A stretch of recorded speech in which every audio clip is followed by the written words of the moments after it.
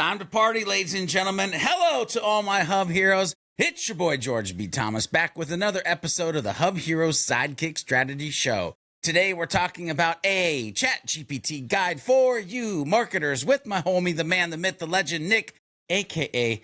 Nico Lafakis. Nico, how the heck are you doing today? I am doing very well, sir. I am excited to be here. I'm super excited to be on the show, and I can't wait to get into it.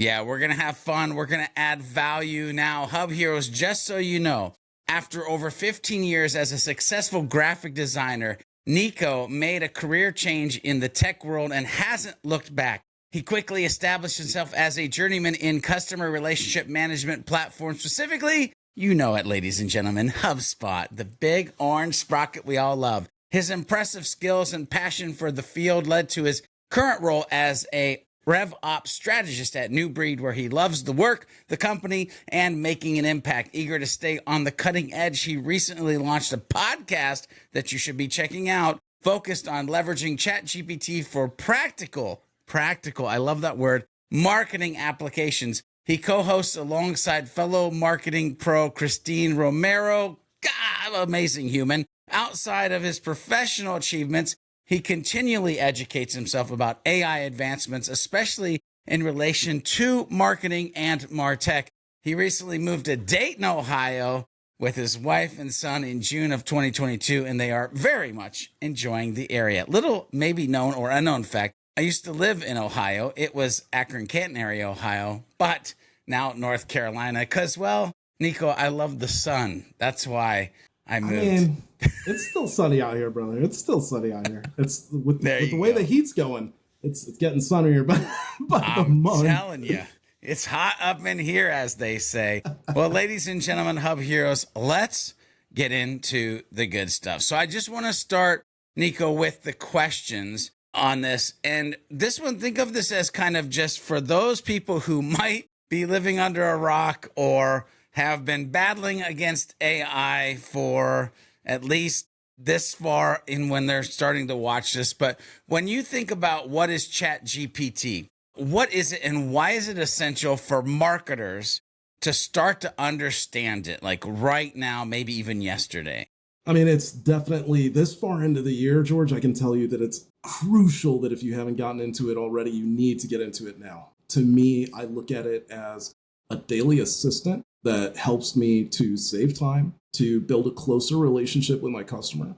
And even outside of work, helps me to save a crazy amount of time when it comes to building aspects of the show. Also, when it comes to just idea creation in and of itself. Or if you have to do any sort of forecasting, any sort of modeling. Recently, we did an episode where I was able to take a look at all of my LinkedIn statistics and use that with GPT in order to sort of help guide me in terms of when I should be posting, what I should be posting, and how I should be posting, right? It's so good. And this idea of being able to attack a large, language model and have this assistant type mentality.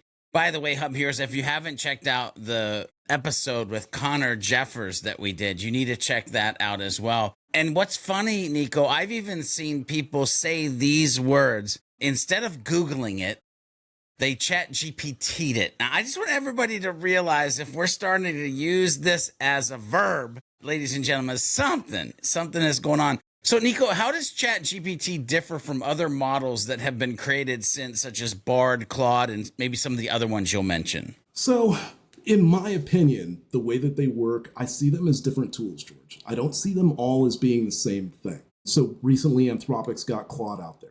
Microsoft's also got another company that they're sort of backing in behind that put out, what was it, Pi. Then you've got Bard, and then you've also got Bing, right? And Bing Chat, which is basically an offshoot of GPT, but it's tailored a little bit differently. I see them as all their different tools. I see Claude as a great writer, and it's a great writing assistant. Even though you would think that's a GPT thing, GPT is great at instructional, logical, and just planning and doing something like a whole 360 plan for you. Claude is better at just straight out writing for you. And it can do some really good comparisons with writing material, with even things that you can upload to it. But now you've got the upload capabilities with GPT as well, so that's kind of expanding. Bard I look at as Google search on steroids. If I want to know more than what I'm just searching about, I use Bard. Bing, I don't use nearly as much. Again, it's a bit of a copycat to GPT. So it's really just kind of those three right now. And I have to admit, ever since GPT hit Android, my friend, yes, I GPT it all the time. That's funny. It's interesting, Nico, when I hear you talk about this, my mind goes, you said the word tools, and I was like, man, it's like a rubber mallet. It's like a hammer. It's like a sledgehammer. Like they do similar things in different ways, and one is better for something in a different use case. Now, today we're really talking about ChatGPT, and I fully understand this next question could potentially be probably the rest of the actual show. I know we have other questions, but I still need to ask the question. In what ways can ChatGPT be used in the marketing field? Give us some use cases here that we should be paying attention to. Okay, so use cases, I would say first and foremost, content writing, content ideation. And when it comes to writing, I'm not talking about writing everything for you and you never have to write anything again. Statistically, when I looked at what content went out last week in terms of overall AI content, it was something like 40K in terms of new articles published. This week, 17.5, right? And I think the reason for that is because of the oversaturation. So we even talked about early on, a lot of marketers talked about come up with quality over quantity.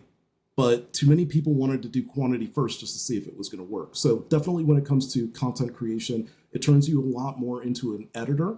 And especially if you know how to program in your own voice, then you're doing a lot more editing and finessing and adding that human element to it than having to do the whole heavy lifting of writing. Then when it comes to... pause that for a second. Keep your thought, though, because I want to go off the beaten path for a second, because you just used the term, if you know how to program your own voice. Talk to the listeners, the viewers, like what you mean by that part of, because I think it's a whole element of understanding to actually get a better output. So just go into that for a minute. For sure. I have seen a lot of posts on LinkedIn. I've seen a lot of people and heard a lot of people talk about doesn't write human enough, doesn't sound like me, never going to sound like me, can't do it. While I understand that, I still think that it comes from a possible area of just inexperience, haven't worked with it enough. The first and foremost thing I can say is start teaching it. It is a student just like you are a teacher, so start teaching it how to do things, right? It's your assistant, so you have to tell it how to do the things you want it to do. If you want it to speak like you, if you want it to write like you, pretty soon we're going to have the speech, right? If you want it to write like you, then you need to take samples of your own writing and go ahead and feed it in. Doesn't matter which model it is. You can even just start off the bat and say, here's some samples of my writing. I want you to remember this and use it as guidance when you're writing things for me in the future. You can go even further than that. You could say, my typical writing style, or have it do the work for you. Upload your writing and then ask it, hey, what are the common themes among all of my writing? What can you find in terms of how I write things? It'll come out with a nice outline for you. Then you can just take that, feed it right back in and say, I want you to write like this. Try to keep these things in mind. Use some of my samples as guidance if you need to. Now you've got a perfect assistant that can definitely write like you, and now you do less work when it comes to that whole editing phase. I love that, and I'm going to ask you to continue with your earlier thought that I interrupted you on, but I do want to throw out there, I think it's very important for people to understand this idea of communicating with AI, educating AI. It is a different, listen, some of us can't even communicate properly with other humans. Well, you're going to have to get good at that because, again, communication is a basic skill that now, not only with your coworkers and your friends and your family, but you're going to have to do with these AI tools. So, Nico, go ahead and continue on with your original thoughts that we were talking about. Sure. My thought there was when it comes to planning, 30, 60, 90-day planning, comes to building that all out. A lot of people don't even know that it's not just all text output. You can actually tell GPT, hey, I would like a chart of this, create a data table that shows me this. Or now you have code interpreters, so you can say, create the visualizations that go along with it. Create a radar graph to display this. Create a word cloud to show me the most used topics within this PDF file. You can go to such degrees and such lengths when it comes to preparation for your client, when it comes to putting together those growth acceleration workshops and having to understand your client before you have that initial sit down. So you have a better understanding of who their customer is. You have a better understanding of what their industry space is. You have a better understanding of just what their business is like overall. You can even start pulling together lists of their competitors. So when you have that initial kickoff meeting, now you're supercharged. It will seem as if you have done 6 months worth of research or weeks worth of research, but really it took you a couple hours at most. Yeah, so that's interesting because it really does lead me into the next question that I want to ask, because I want the listeners and viewers to understand maybe some of the fundamental changes that we're going to have to make within ourselves. And so I'll just ask the question, how has the integration of ChatGPT and AI, just in general, changed the way marketers work, or the caveat, should be working? Currently, I think that it is changing the way marketers work. Look, even ChatSpot has content assistant. You cannot get around this stuff, guys. No matter how much you want to try to, you cannot get around it. This is just, it's the new computer. It's the new way in which we're going to be working. What I've seen thus far, content creation and ideation. I've seen a little bit of planning, some calendar stuff. What I see a lot of that I really enjoy is I see social media used for it. So I see like social media calendars getting built out, scheduling calendars getting built out. I've seen people use it for Zoom. Doesn't really have the greatest transcripts, right? I mean, yes, they do have a transcript, but who's going to go through all that? Well, now you can upload that to Interpreter. Now you have a live version of your transcript that you can ask all sorts of details about, how many questions were asked, what the overall sentiment was from the meeting that you just had, what are the tasks and action items that you need, and oh yeah, by the way, can you take all of that and write the follow-up email for me? So there's a lot of time that gets saved in a week that you would use with a lot of menial tasks that are now getting boiled down. So it's not even just what you're applying towards somebody within, a consultant aspect. It's also what you're doing personally on a day-to-day within your job. Outside of that, I've seen some generative art use for people that needed to create any sort of imagery to go along with blog posts or to start things off. I've seen generative art use when it comes to even buyer personas. It's really easy to just take that information, throw that text in there, ask GPT to create a visualization for you, throw that in the Midjourney, and now you've got the visualization for your buyer persona. I can think of a lot of different ways, even when it comes to building out buyer personas, when it comes to lead scoring tables, any sort of data processing that you do on a daily basis, there is a way to use GPT to cut your time down.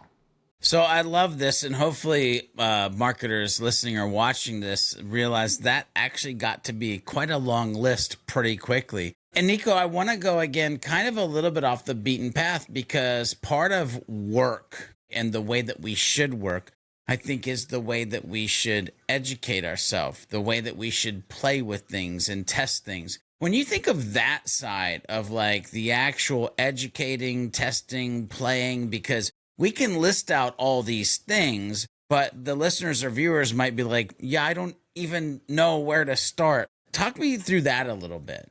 So I'm sorry, can you rephrase that a little for me? Yeah, basically, I know that people are listening to this list and they're like, how in the world do I get started? How much time should I be spending educating myself? Where can I educate myself? Am I going to be able to test things without breaking them? Like, these are probably all the things that are running around their brain. When I say that, where does your brain go?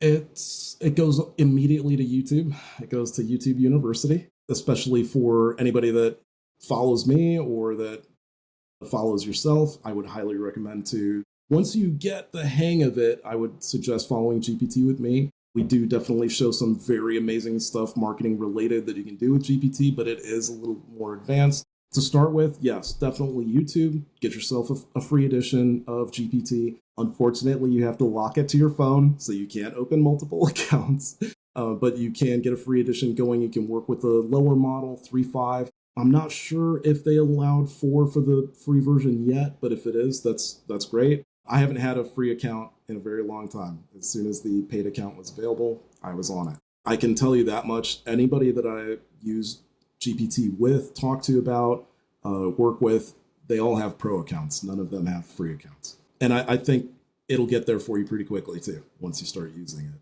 But yeah, I would start out on YouTube. I would just look for, I've actually pulled a sort of how-to video for a friend of mine earlier today, and he'd actually already seen it a week ago. And he's like, that's the exact same one that I'm looking at. So there are some really good, solid resources out there, especially if you see like starter videos that are around 15 to 20 minutes. It's a good indicator of like that's going to be a decent amount of information that you're going to learn.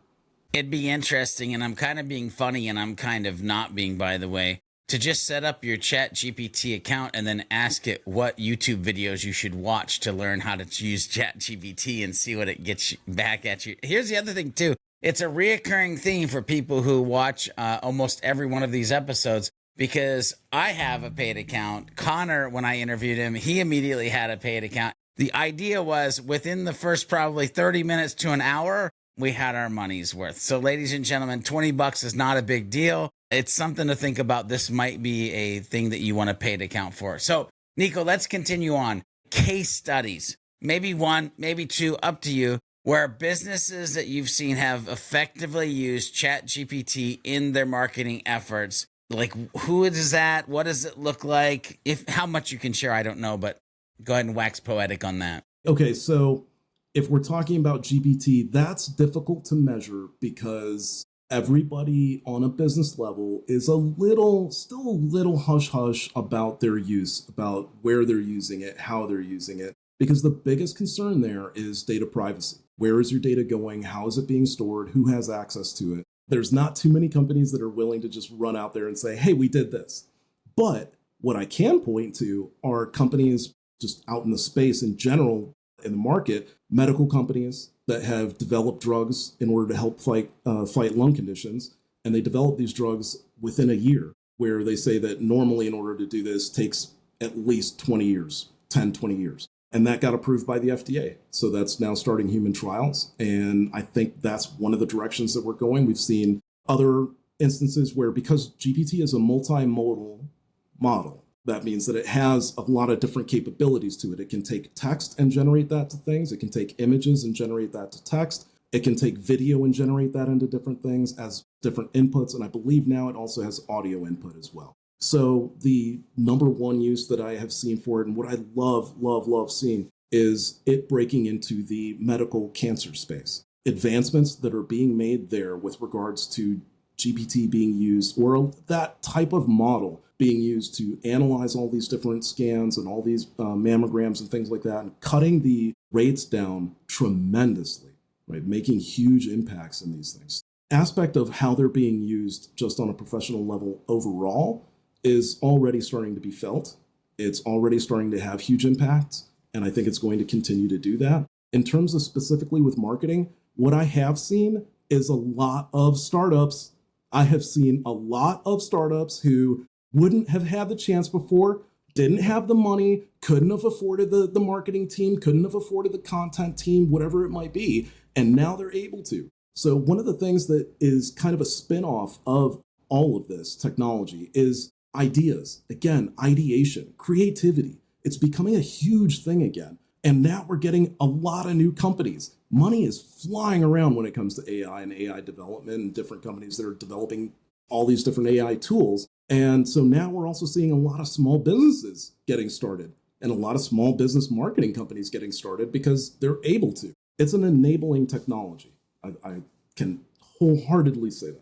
I love that so much. And it's great because I love that you use the medical example. And I hope that the viewers and listeners were like the rate or speed in which it changed, right? And then the other example is just the ability to do something that you once couldn't do. And again, if we start to pull pieces of this interview together where we talk about if you get really good at just communicating with AI, like you should be with your humans, by the way, and historically, if you were great at Googling something, but now instead you're actually doing that in GPT, there's this happy mix that's going to start to happen of like, you're going to see things quicker than you once would have maybe never seen them because, you know, there's not a page 1 or a page 2 in GPT. Anyway, there's something to think about research there too. I want to also piggyback on something that you started to say to answer this question. It's like, not everybody's running out and saying, hey,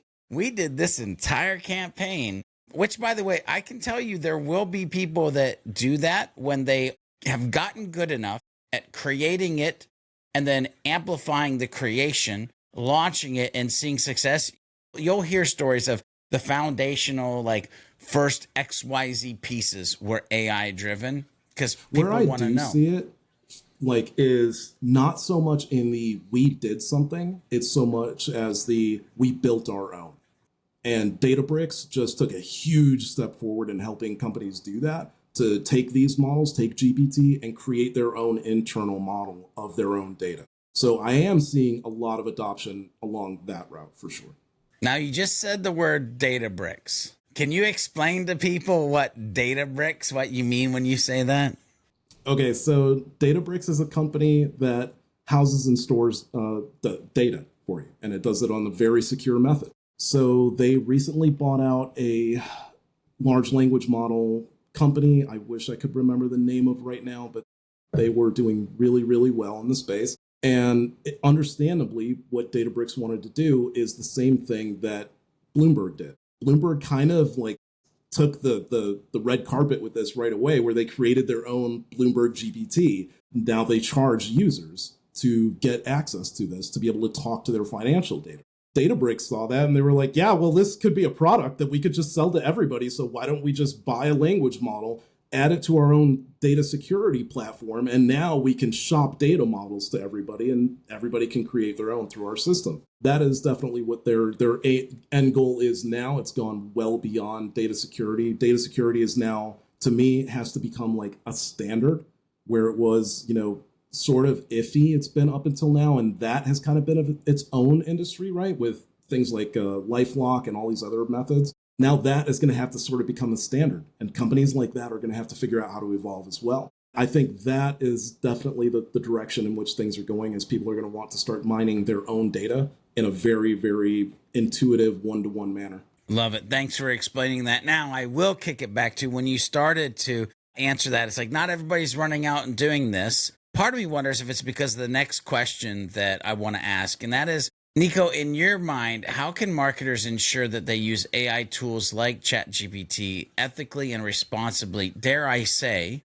in a very human way? In a very human way. So when it comes to content creation, like we talked about a little bit earlier, it's not about creating a massive amount of content. It's not about creating content that you can fall asleep at the wheel and walk away from. It's about creating content and then putting the human touch, putting that human element into it. Even when it comes to that aspect of it, you can then take what you've written, feed that back and say, this is how I rewrote and edited that piece of information, right? So then you get a little bit closer and closer. That's the human involvement there. When it comes to how we work on data security, how we work on being ethical with these things, it's pretty obvious. Do not take sensitive information and feed it into these models. GPT, even if you did turn off your history, I would not take the chance. You have the option to turn off your chat history, and supposedly that will keep the information from being engulfed by the model and used for training. I wouldn't take that chance. What you can do is something that's similar to what's being done by different language models that are within systems. So ChatSpot and other language models, what they do is they essentially take the data, throw it through this sort of data blender, pull it out into the language model. The language model processes just the bits that it needs to know in order to answer the question, and then throws it back through the blender, which let's say it's spinning in a different direction, so it puts things back together and then gives you the answer based around the data that you started with, right? People who are using that method are making it very far right now. They're going crazy far. That's not going to be the case if you are just using some open-ended free language model. If you're using an open-ended free language model, that is a one-to-one transition. You are feeding that language model data, so you need to be very cautious about what data you're giving it. Another method that you could use is to do that blending on your own end. A lot of times, how many times, George, you run into somebody who decided to put that open text field for job title? It's the worst. Well, imagine if you could take that data, boil it down to just that column, throw that into Code Interpreter.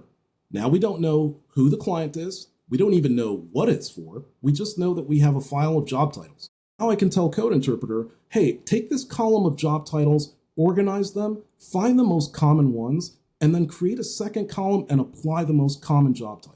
But now I've done it in an ethical manner where I'm just dealing with this random data. There are ways of doing it, clearly when it comes to images as well. Don't use any copywritten images. Don't try to take a copywritten image and regenerate it in Midjourney and do something else. Two things happen there. One, either you can get in trouble. Two, Midjourney moderators are very strict, and I have to say their AI moderator is really good. So if it catches you doing something bad, your account just gets turned off completely. That's my best suggestions is use your head. Use your head, guys. Don't do anything. If it seems unethical, don't do it.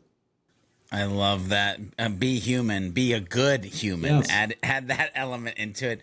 Yes. So I want to go back to kind of some of the things that you sort of listed out, but I want to get real specific here for a second, because I want people to understand a little bit past the writing, a little bit past the image generation. I want them to start to think about how can ChatGPT aid in processes like market research, competitor analysis, understanding customer behavior. So have you played around with any of these? Like, what are your thoughts when you think about going in that direction with these AI models and things like that? Yeah, Code Interpreter is that method of figuring out forecasting, of putting different models together, of taking a look at all of your data and finding all those common threads. Most recently, there was an update literally yesterday that was made where the length of what you're allowed to input is much larger, and the amount of time that you have to use Code Interpreter is much longer. It used to be like 6 hours, and then you'd have to restart a new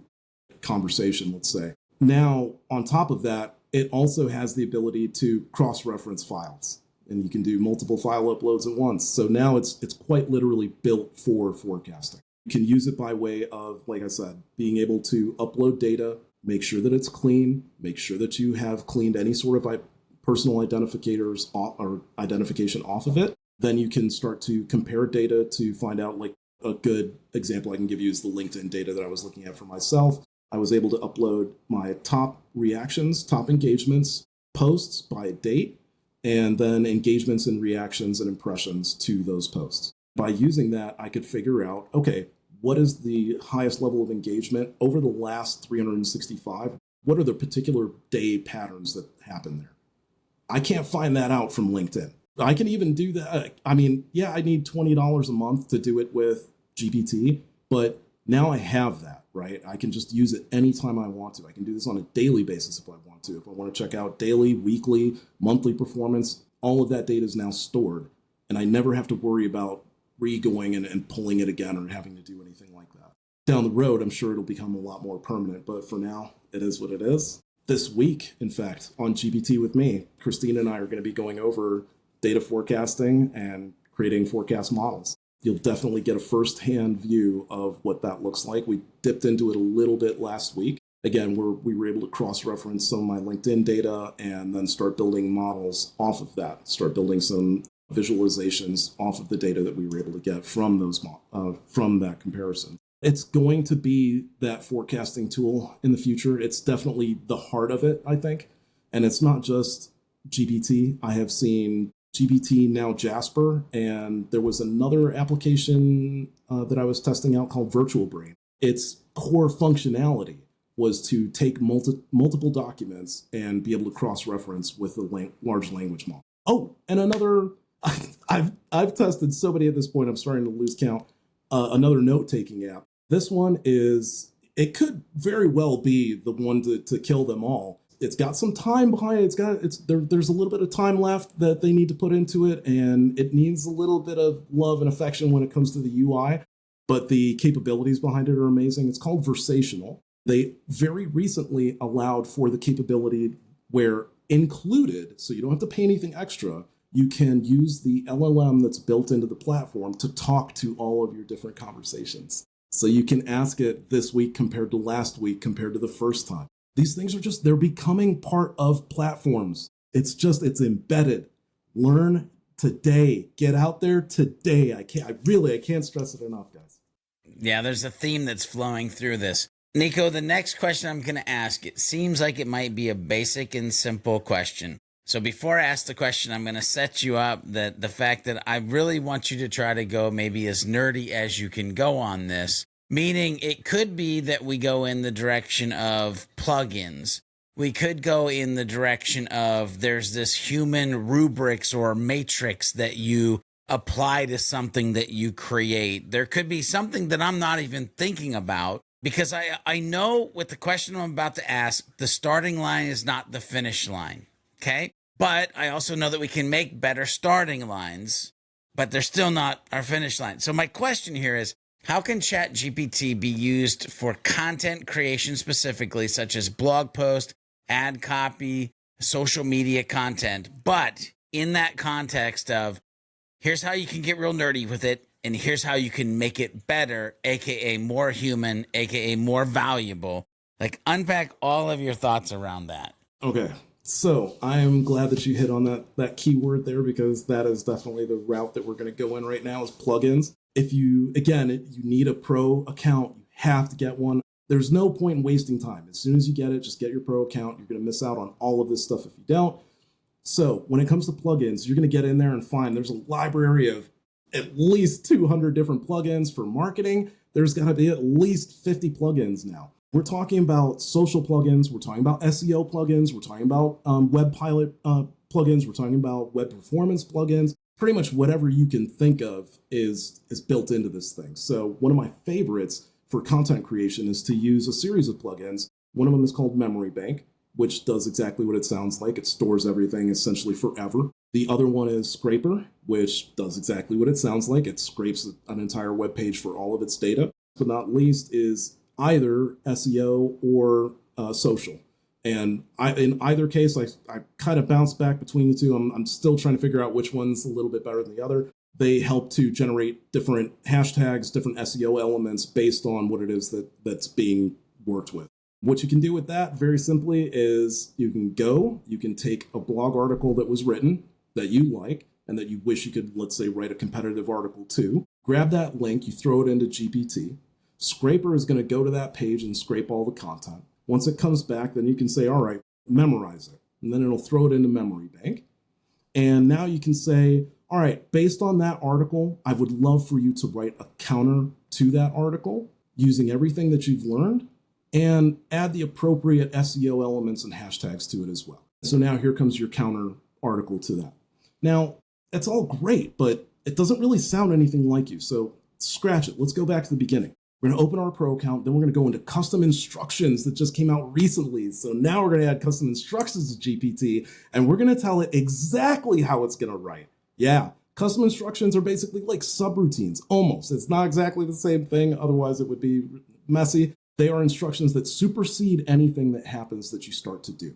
When I work with GPT now, and it talks back to me, it says, yeah, Nico, I would love to work with you, and I would love to do that for you. It talks to me as if we're having a conversation well beyond. If you've used GPT normally, you'll notice that it has that RLHF method where it'll give you the answer and then it'll kind of tell you a little bit more about it and it'll tell you sort of the why behind it, which is great. But now what I've done, I'm just gonna read the instructions off to you real quick. I prefer if we're speaking to one another that it be a casual format. Your responses should be longer, granular, to the point where I have to actually tell you to back off from how detailed you are being. If I'm asking you something and you're about to respond without formatting, spice it up a little bit and format it based on your own interpretation. I prefer to be addressed as Nico. Please feel free to have your own opinions on any range of topics that we talk about. I never want you to feel constrained or unable to express your opinion. That is a natural right and one that you should express freely. This is just a, like, how do you want me to talk to you aspect of it? And I've given that as the, here's how I want you to respond back to me. When I work with GPT now, we have very natural conversations back and forth with one another. And if, let's see, the input on that, I can give you a little snippet. You can do custom input instructions, essentially. So I've told it, my writing style strikes a captivating balance between conversational and substantive. The tone is upbeat and passionate, oozing enthusiasm for educating readers. Sentences directly address the audience in a casual yet thoughtful manner, with a liberal use of contradiction like it's mirroring my natural speech, while culturally connecting through references using memes and pop culture. Now I'm giving it these preset instructions on like, here's a little bit of how I tend to write things. Here's a little bit of how I want you to talk to me. So now we have this circular relationship, and we're starting to build a GAN relationship, where now I can take whatever GPT is generating and start to feed it little bits back and forth. And now when I'm using that memory plugin, now I can actually tell it, hey, that sounds kind of like me, but not really. Take a little bit of this out and maybe not use so much slang, replace that with higher level words. And when it does that, then I can say, okay, go ahead and memorize that so that we can use that again in the future. The more you keep working with this thing, the more you keep talking to it, the more you keep putting into it, the output is only as good as the input. That's what I was trying to get at, right? So garbage in, garbage out. If you don't put a whole lot of effort into it, it's not really going to seem like it's that powerful, which is why when I hear people say, I don't really think that it's all that, I don't really think that it can do all that, it's like, well, I know that you didn't put a whole lot of time into working with it, because it can. It's funny, fundamental principles, right? You got to be great at communication, garbage in, garbage out. You've got to educate yourself so you can actually elevate the software to what you truly want it to do. Like, there's so many pieces that you have to be paying attention to here. Nico, at the very beginning of this interview, you talked about your love of customer relationship managers, which obviously means there's humans inside of those, which means some of those humans become customers. So wax poetic for a little bit on the fact if or not ChatGPT can help in personalizing customer experiences and how that might work as far as a marketer and trying to focus on that for the people who are coming for your marketing things that you're marketing about. Well, again, we kind of go a little bit back to when we were looking up and researching the company in the first place, right? Now, when it comes to creating content for them and writing towards them, it's not just them. We can look at, oh, okay, well, we've learned about your business. Now we've learned about your customer. Now we can look at the data from your customers. Now we can feed that into GPT. And now we have a full base of how your customer likes to be talked to. The personas that we've created, right, we can sort of match and go back and forth. When I see GPT being used out in the field, right, and when I was talking about the uses with cancer scanning and stuff like that, it wasn't that they were just letting the AI go nuts on its own. It was AI with the doctors working together, and that's what increased the detection. You can do so much when it comes to trying to predict what it is that a business wants to do or trying to predict what it is a customer wants to do. But it doesn't hurt to have this thing that never sleeps, that is constantly working, that is constantly calculating, watching over what your customers are doing, and being able to feed back to you and tell you, hey, this is the best way I think that you should approach it. And for you to be able to say, okay, maybe the one way isn't, but you could also ask it, hey, what are 10 different ways that I could do this? It's an ideation thing. It's a working hand in hand thing. Maybe you're going to come up with it. Maybe you're not. I've had instances where a little bit of a real life situation. I've worked with people and we were coming up with questions to ask on the forums, right? Tofu, mofu, bofu. How should we ask questions? What questions should we ask to qualify people? As questions were being asked to the client, jumped on GPT, gave it a little bit of background on the client that we were working with and what they were doing. No names, nothing specific, just type of industry, type of business, area in which it operated, and type of customer. And then I asked it to come up with sample questions to put on those forms that you would ask in order to qualify customers for that particular business. And it not only came up with 2 or 3 that were really great, that the client actually commended us on, but there were 2 or 3 that neither one of us would have ever thought of. Again, when it comes to working hand in hand with this stuff, it's really, I keep coming back to the same word, it's ideation. It's a matter of, yes, using language and learning how to build a relationship, right? And having that understanding of where do I come in and where do I need GPT to come in. No, I love it. So kind of off the beaten path, but not really. Maybe a right turn, or a bump. I'm not sure. But you even alluded a couple of times, like you've tested so many. I'm going to use Mid-Journey as an example, but it could be like, maybe the question is, how do other tools, maybe you're listing out some of those other tools, but how do other tools such as Mid-Journey fit into the picture? No pun intended, by the way, with Mid-Journey in picture, but like, what are some of the other tools? How do they kind of fit in? Do you have your own, like, Batman AI tool belt that you like pull out in your daily life? Like, what does that look like, Nico? I do. I have a folder that has a folder for each. So I have a folder for my language models and I have a folder for art generators. And I'm also in that whole Adobe space. So there's also generative tools beyond the regular. I do. I love to play with these things. I love to try out all the different toys. I love to see what one can do different from the other.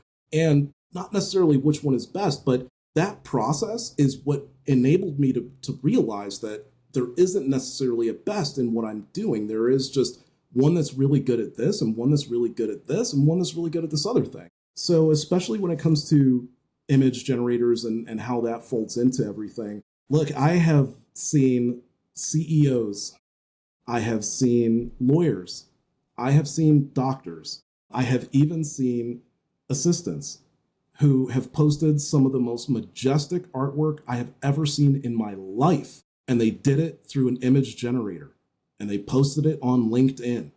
And these people are becoming creative in a way that they have never been creative before. Even if it's an aspect of like losing yourself for 5 or 10 minutes in doing these creations and this stuff, it will unlock a piece of you that you never thought possible. I started working on it and I kind of put it to the side, but I've gotten back to it recently. I'm writing a book. I'm writing a sci-fi book that I've always wanted to write. I've been fascinated with Blade Runner ever since it came out. I've been fascinated with this type of technology ever since it came out. So like that's why I get so giddy and excited when I talk about it, because it's like, man, you think we're at it? Like, no, we have so much further to go and it's going to get so much better than this.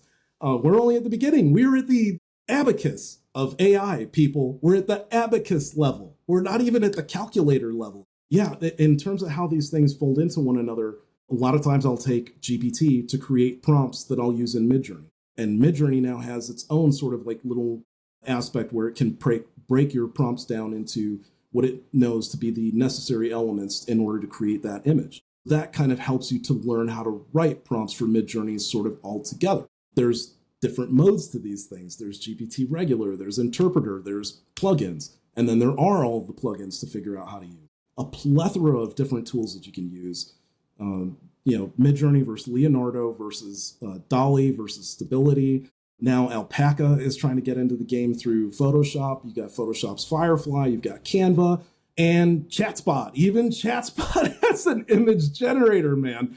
So everybody is getting in the game. That's why if you think that what I'm talking about is, oh no, he's crazy, oh no, it's never gonna hit, anytime soon. First of all, this stuff's already happening right under your nose. Again, if you're not into it already, if you don't get into it by year end, it's almost gonna be too late. When it comes to the image generation stuff, that's a little bit newer. Now we're starting to see like text to video. The way in which this stuff is going to change the game is when it comes to working with graphics and applying graphics to what your customers want to see. We've all been in the space of, I kind of know what I want, but I can't see it, but I can describe it. Well, okay, now we can see it because you can describe it. Or maybe you can just tell me some elements of it and I can feed it in and now we can see something that's like it. And we can create all these edits very quickly. You want to create a video about something, but the video doesn't exist. You don't have the money for the camera crew, whatever the case might be. Text to video now, image to video now, right? The way in which media is going to change is huge, absolutely huge. So the way in which we do digital marketing is going to change. I think that Google is actually on top of working on a project that is going to use generative art, if they haven't already. And I'm sure ChatSpot's soon to follow, to use generative art for paid ads. Why take the extra time, right? Like it understands what your ad is about. It understands what it's going to. And if you create a file that has all of your brand methodology and your brand identity in it, including all your color schemes and everything, can't be that bad. Again, it's a matter of like having to select what it comes up with. I've actually been working with Jasper recently, just comparing it, and I'm going to be doing a showdown this weekend, Jasper versus GPT versus ChatSpot versus Claude, to sort of see like who's better at not necessarily straight out writing things, but also rewriting things. Part of Jasper now is sort of these custom instructions as well. You can go into the back end and you can start giving it a brand voice. So you can start defining how your brand is and how it's supposed to write for your brand. So that customization element is starting to build into each aspect as well. I love this. So I know we got to close up here shortly, but I got a few more questions. One that I definitely want to ask because, you've made the journey. I can already tell you're so giddy. It's like, let me run there. But my fear is that there's so many people that might listen or watch this which, by the way, if you're listening to this and you want to watch it, just head over to community.hubheroes.com. That's where the video version is going to be, just so you know how to get there. But here's the thing. There's the way that it's always been done, the way that we're used to doing it, and there's the way that it needs to be incorporated, not replaced, but incorporated into what we've already always been doing. So, Nico, really the question is, and again, this might be a step-by-step guide. It might be some actionable tips, like however you want to answer it. But like, how can marketers start implementing ChatGPT into their marketing efforts that they're already doing, where it doesn't feel like they're having to go clear over to like the back 40, do the AI stuff, come clear back over to, the homestead and actually be doing like their normal marketing stuff? How do we start to bring this stuff together? I think you start by looking at your processes on a daily basis, and you look at what processes are data-driven that you wish you had something that could quite literally do the bulk of that heavy lifting for you, to where all you're having to do is sort of just spot check and error check and make sure that it is what it's supposed to be. When you find those places, that's where you can start. That's where you could start just going to YouTube and saying, GPT with whatever this thing is. And you will more than likely find a video that will instruct you on how to use GPT to do that thing. The reason I say that, as opposed to, going straight out of the gate and learning it yourself, totally fine to do that. Absolutely fine to do that. It's one of those things where I would prefer that you don't spend an hour trying to figure it out so that you could save yourself a ton of time later. Work smarter, not harder.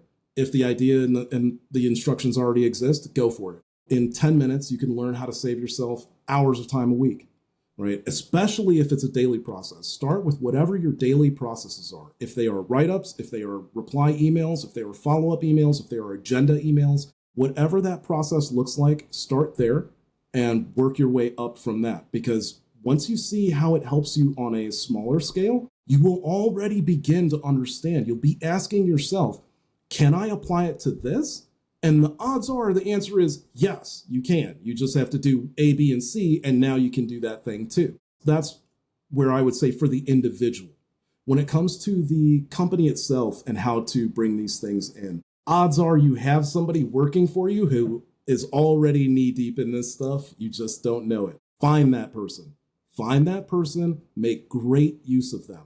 Use them as an internal resource for you, and just by way of, if they have any opinions themselves, again, based on things that they've done, things that they've used, you never know what the case may be. But if you have an internal resource that can help you, that knows a little bit more about things, no reason to go outside and try to build the idea. Again, work smarter, not harder, right? And then when it comes to folding it in, honestly, I think New Breed is definitely doing it the right way. And I would imagine a lot of other companies are going to start to follow suit, where it's a case of, hey, let's get the team together. Let's work on the prompts together. Let's work on how it can help our situation and how it can help our daily work. Then we'll build a solidified catalog of here's the prompts that we use and how we use them. And we can go from there. I think that is the best methodology to use, is to let your teams, give this tool to your teams, let your teams work with it, figure out what they can do that's going to help them, and build that sort of library and vocabulary and those prompt libraries for you. Yeah, I would double click that. We also are internally testing prompts and getting them to the place where we love them, and then have created a bank where team members can go and grab a prompt when they're working on a specific task that we work on. Think of your internal knowledge article of AI generated prompts that people can easily search and get to. So, Nico, this has been a great interview. I've loved hanging out with you. I do have a question for you. What is one thing that you hope people take away from today's episode? If it's anything else, it's that this is the most important tool that has come out since the computer, and you need to know how to use it as soon as possible. Even if you aren't going to be using it in the foreseeable weeks, months, it will definitely be something that starts coming into your life within a year. This is how much I'm not joking about this stuff. Go look for a job listing. Go look for any job listing. Guess what's going to be on that job listing under requirements? Knowing how to use GPT. On most jobs that are getting posted today, that's now becoming a requirement. So if you think that I'm joking, I'm not. Don't waste any more time. Don't waste your time. Guys, time is money. We all know that. We all wish we could have a little bit more time back in our day. This is the way to do it. So, Nico, if people want to connect with you, if they have questions, where do you want to point them? I want to point them to GPT with me. You can find our company page on LinkedIn. If you can't get a hold of us through there for some reason, even though we're watching it constantly, you can certainly hit me up personally on LinkedIn. Or you can certainly hit up Christine on LinkedIn as well. Absolutely. Hub Heroes, if you're listening to this, the audio version, and you want more, again, head over to community.hubheroes.com because you'll be able to watch the video version. Until next time, remember everything that you've learned today, which I'm sure is a metric butt ton, but also remember to be a happy, helpful, humble human. And we'll see you on the next episode of the Hub Heroes Sidekick Strategy Show.